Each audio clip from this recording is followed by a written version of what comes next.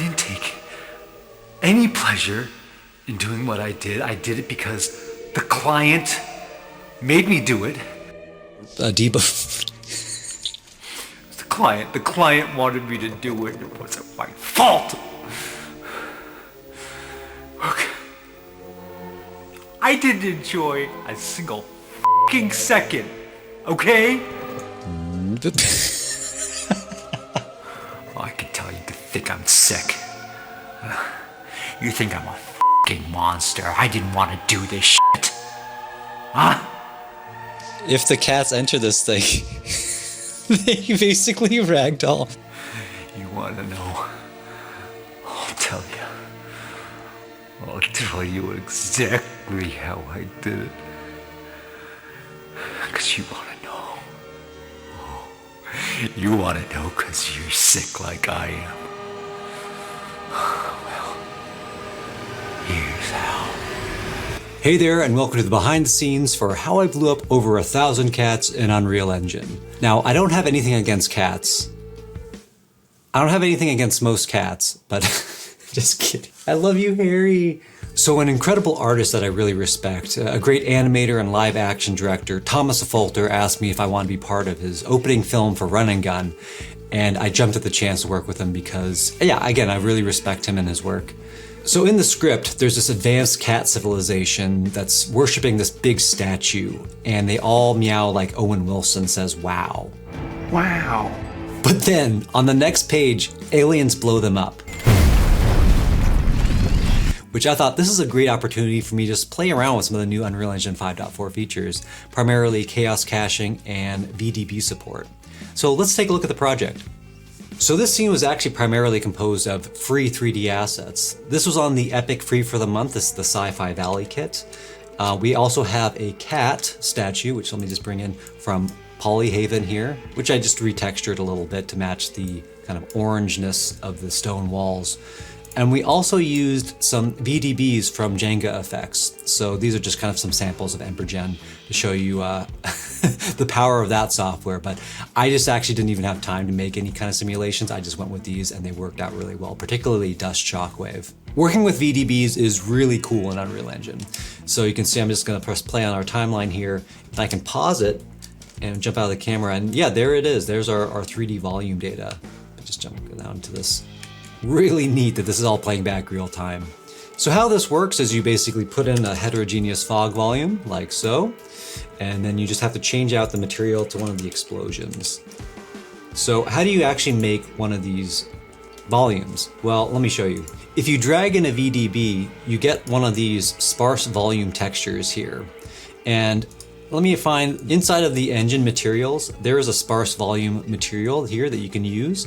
You just make a material instance of this, and then under the properties, you just have to change out what the sparse volume texture is here. And there's some other options. I just played around with these values until I found the explosion that I wanted. So when you drag the heterogeneous fog volume into a level sequence, you have access to the volume component and then frames.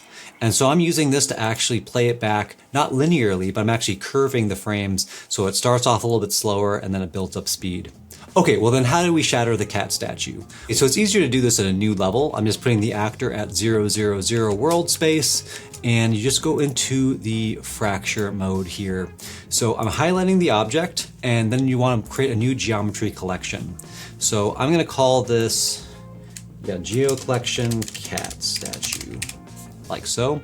I'm going to create the cache and it'll change the shader of the object to let you know that something is actually updated. Now, to note, I actually have an additional material element on here, so that's going to be the inside of our faces. You'll want to set that up before you fracture and create the geometry collection. But anyways, under fracture here, we're just going to choose a simple cluster. You can change the properties of this. Let's go like something like that. And you can actually change which texture is going to be on the inside of the model. So that's where I have this displace inner material. So that's going to be the secondary slot that's going to basically all the inside pieces are going to have that shader applied. All right, and then when you're ready, you just hit fracture. He doesn't know. So once we've done that, you can actually use this slider to see what your fracture is going to look like. Or, we can also press simulate and just see what happens. that's not explosive enough. So under place actors, we can go for a master field. So just drag this in here, scale it up. And you can see after a 1 second delay, it's gonna apply this amount of force. So let's just simulate 1 second and then boom. Pretty good. So you can really tweak the values, do whatever you want, but we want to cache this thing, right? So now things are looking the way we want them to, but we want to cache the simulation so it's the same every time we press play. So I'm going to highlight the actor here, and under actor at the top, you go to chaos, create cache manager. We're going to call this CM for cache manager, cat explosion. There we go. And you can see that actually creates a little cache manager here. Actually looks like I have a few in the scene. Let's just delete that one out. And make sure that it's choosing, yeah, it's on to record. There's the, yep, and this is the geometry collection. So it's all set up for you. If we press simulate now, 1 second delay, and then it does the explosion. And as long as you're simulating, it's going to cache that animation. So I think that that's probably good enough. I'm just gonna press stop. So let's see what our cache looks like. I'm going to delete out the cache manager, and I'm going to drag in the new asset we created, which is this. And now if we hit simulate, it's going to do the 1 second delay, and then they both explode.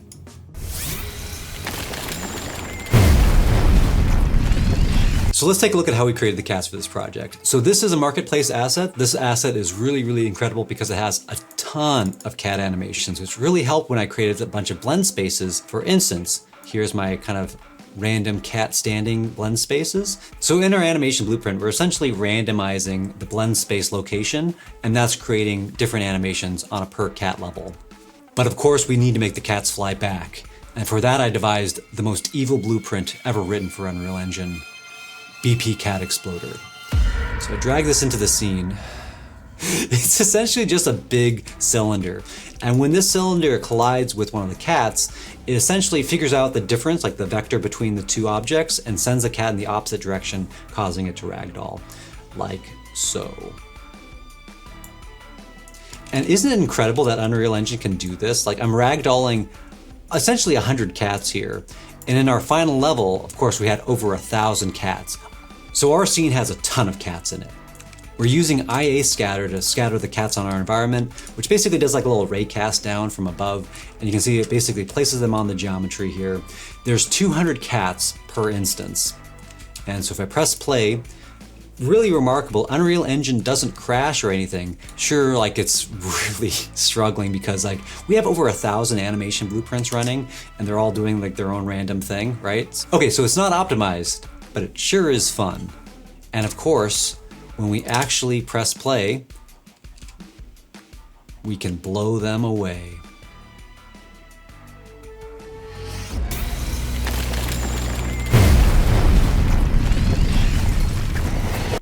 Catastrophic destruction. Sorry I said that. Mega Stick Man. Hey, thanks so much for watching my video on how I blew up over 1,000 cats in Unreal Engine. I hope you enjoyed it, and please, only use this knowledge for good. Don't go around blowing up more cats. Dogs I'm fine with, you can blow up the dogs. I'm just kidding. No, I'm not.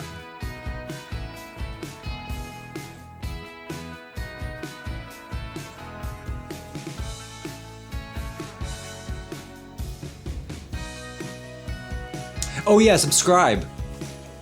Probably should have led with that before I said you should blow up dogs.